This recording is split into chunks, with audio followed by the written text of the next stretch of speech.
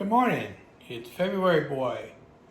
Go to my YouTube page and like, comment, share, and subscribe. Okay, today I'm gonna get back into the topics that these are for my kids things. I got off topic for a while. I'm gonna get back into it again. Well, I'm going to tell you a story. Here's the deal. When I was growing up, I was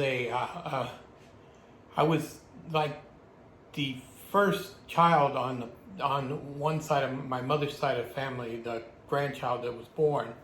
So pretty much my grandparents, I guess, kind of spoiled me when I was younger because they got me anything I wanted, and they took a lot of interest in me and everything like that, so but they took me to many a baseball. My grandfather took me to I would imagine about 12 or 13 Dodger games, 10 or 12 Angel games, boxing, wrestling. And while we were wrestling, he would always tell me, that ain't for real, that ain't real good, that ain't real. But he used to tell me that all the time. And then he worked at the Federal Reserve, so he took me out there a couple of times. One time when they showing me where they burn the money and all that stuff, and so they could print the new stuff and everything. So I don't know the reason behind all that. I mean, besides that, that's probably the way they were showing their love toward me. And in the same way with the Marlowe side of the family, they had a lot more. I had a lot more cousins there. Some of them were older than me, so I was like probably somewhere in the middle of all those. But yet I spent a lot of time with them. I spent nights with them. I even spent 6-7 months with them when everybody else was living in California. But I did go to the churches and stuff like that. I think I've told you that before with them a lot. They were different, and they showed their love by the stuff that they did for me. I've seen something as my kids have gotten older and had kids of their own, and I'm going to call this contagious love. It's where they go around and they tell each other, they tell their kids constantly they love you, they love them, and then the kids are doing this. My grandkids are doing the same thing back to them. Even a week ago, I can tell you right now, my grandson, I took him to school. My grandson got out of the car and he says, "I love you," to me. So and he's done that several times. It's not the first time he's told me that. But the point is, I didn't have that growing up because that was not in either side of the family. They did not show things by saying "I love you, I love you, I love you," and all that good stuff. So and so when I had kids, of course, when they were younger, I never did that either. I was not a person that would tell my kids that I love them. I did love them as much as possible, probably more than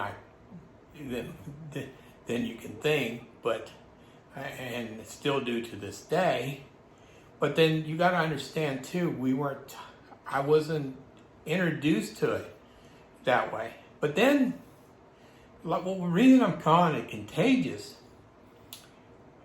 because I found myself in my later life here, that I have no qualms about telling my kids that I love them. I was doing it on Facebook before, and I kind of backed off that because, they might not want me to do it there. So I've been texting them, and every once in a while, I just out of the blue, I just say I love you to them, and that's my way because it was contagious. It's my grandkids and my kids that have actually put that in me now, that I've caught that disease, if you want to call it disease. I'm and I'm one of these people. I don't know, even all the stuff that I've done in my lifetime. One thing about it, I'm very, very sensitive, very emotional, and I do have, I do care about people. I mean, as long as they don't mess over me, I'm good. I do. I am. If I told somebody that I love them, I really mean. That's what I really mean. I don't just say it just so I can get brownie points. And that's a lot. A lot of people just do it to get brownie points, and I really, it's really bad. Because if I didn't love somebody, I'm going to tell them I love them. I mean, that's just not the way it is. So here's what I getting out of this today. I think what had happened is when I was growing up, I didn't have that. So, I mean, I had love in different ways, but never saying the words itself. Now that I'm older, and then I see my kids and my grandkids, and they're just they have caught me. They have given me the same thing. I've got that thing in me now because I watched them, and I've been watching. This has been for a long time. I mean, I've seen them telling their kids they love them when they were little, and now that they're teenagers, it's still going on, and it's the greatest thing I ever seen. I mean, I think it's the best because sometimes you got to hear it. Some people don't understand that they're actually being loved by doing things with them or taking them places or things like that. They just, they feel that maybe that was their obligation to do that. But when you get down to it, I think that bottom line, they did love you, but they did not say it. And actually, sometimes people need to hear it. So I don't know if this video is going to be help anybody else, but I'm going to tell you right now. It wouldn't hurt. I mean, tell you right now, tell your kids you love them. And I mean, just tell them you love them as many times as you can. I know it's been late for me to wake up and finally start doing it, but they're the ones that woke me up because I hear it from them telling their kids and the grandkids saying it to me even. That, that wakes me up. So what did I missed out on this? I wished I didn't. I really don't, but I did. And I can't go back and change the past. The only thing I can do is work on the next day and the next day and the next day.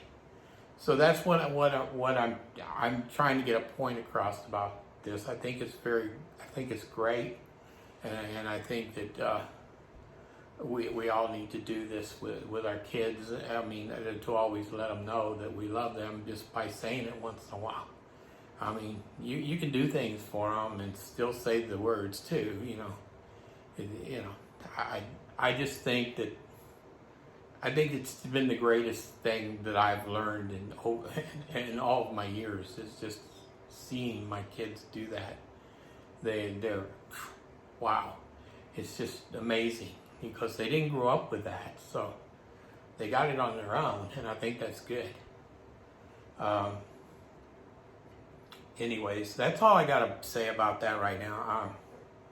I do have my doctor's appointment on Monday. It's I see the cardiologist. Me and him are going to have a long talk. We're going to make some decisions. Of course, it's going to be my decision no matter what. But we're going to talk about it and see which way we're going to go with this.